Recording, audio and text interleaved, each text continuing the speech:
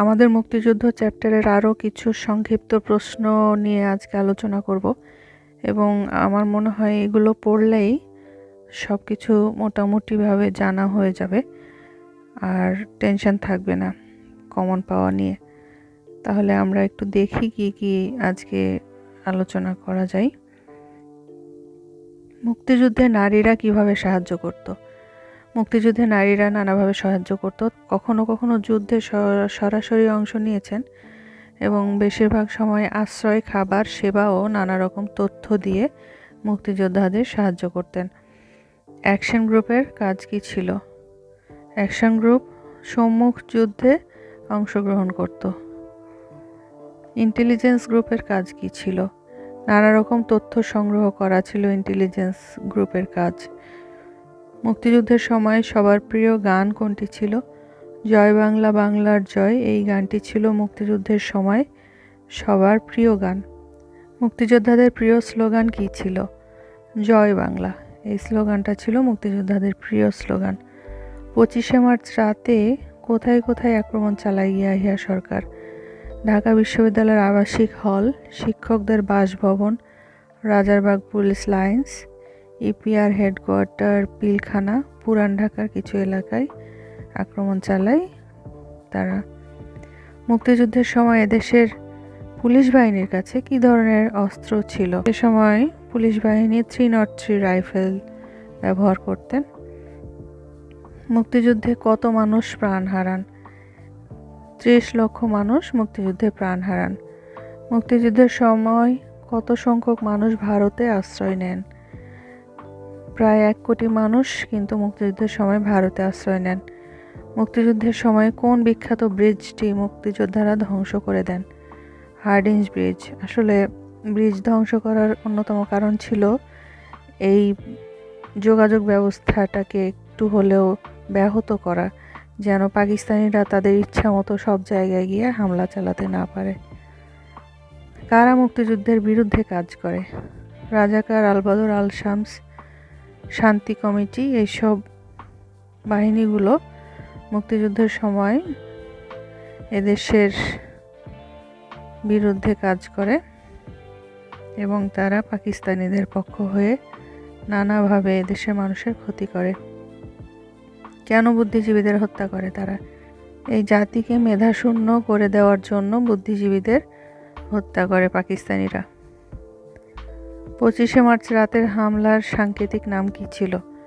Operation searchlight ছিল 25শে March রাতের হামলার সাংকেতিক নাম। যৌথ বাহিনী কবে গঠিত হয়? 21শে নভেম্বর যৌথ বাহিনী গঠিত হয়। কারা মিলে যৌথ বাহিনী গঠন করেন? মুক্তিবাহিনী ও মিত্রবাহিনী মিলে যৌথ বাহিনী গঠিত হয়। যৌথ বাহিনীর প্রধান কে ছিলেন? Lieutenant general Jagjit Singh Aurora. কবে পাকিস্তান ভারতের বিমান ঘাঁটিতে হামলা চালায়? 3 ডিসেম্বর পাকিস্তান ভারতের বিমান ঘাঁটিতে হামলা চালায়। আত্মসমর্পণের দলিলে কারা স্বাক্ষর করেন? যৌথ বাহিনীর পক্ষে লেফটেন্যান্ট জেনারেল জগজিৎ সিং আরোরা এবং পাকিস্তানের পক্ষে জেনারেল নিয়াজি আত্মসমর্পণের দলিলে স্বাক্ষর করেন। আমাদের বিজয় দিবস কবে? আমরা জানি 16 ডিসেম্বর 1971 সালে আমরা বিজয় অর্জন করি এবং 16 ডিসেম্বর আমাদের বিজয় দিবস। বঙ্গবন্ধু শেখ মুজিবুর রহমান কবে কারাগার থেকে মুক্তি পান? 8 জানুয়ারি 1972 সালে পাকিস্তানের কারাগার থেকে বঙ্গবন্ধু শেখ মুজিবুর রহমান মুক্তি পান। যুদ্ধ শেষ হয়ে যাওয়ার পরেও কিছুদিন তিনি জেলে ছিলেন। বঙ্গবন্ধুর স্বদেশ প্রত্যাবর্তন দিবস কবে? এরপরে মুক্তি পাওয়ার 2 দিন পরে 10 জানুয়ারি 1972 সালে তিনি দেশে ফিরে আসেন। লেফটেন্যান্ট জেনারেল জগজিৎ সিং আরোরার বাড়ি কোথায়? ভারতের পাঞ্জাবে। মুক্তিযুদ্ধের বীরত্বসূচক উপাধি কয়টি ও কি কি? মুক্তিযুদ্ধের বীরত্বসূচক উপাধি 4টি। সেগুলো হলো বীর শ্রেষ্ঠ, বীর উত্তম, বীর বিক্রম ও বীর প্রতীক। মুক্তিযুদ্ধের বীরত্বসূচক উপাধিগুলোর পাশের সংখ্যা উল্লেখ করো।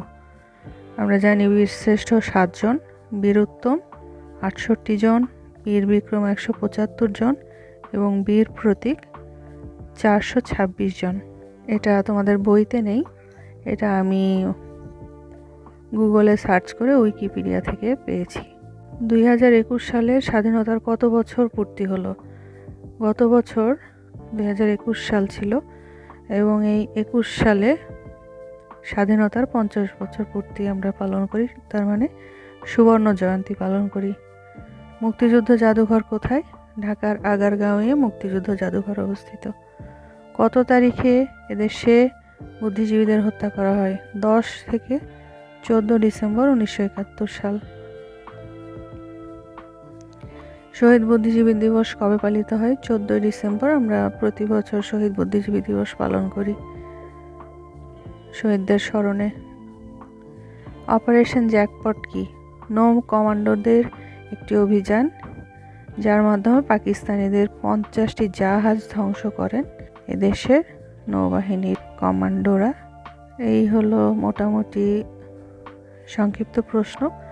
আমার মনে হয় এগুলো পড়লেই, এগুলো শিখে নিলেই সব কমন পাওয়া যাবে এবং এগুলো জেনে রাখাও দরকার। দেশের ইতিহাস সম্পর্কে জানাও দরকার আমাদের। সবাই ভালো থাকবে এবং পড়াশোনার সাথেই থাকবে।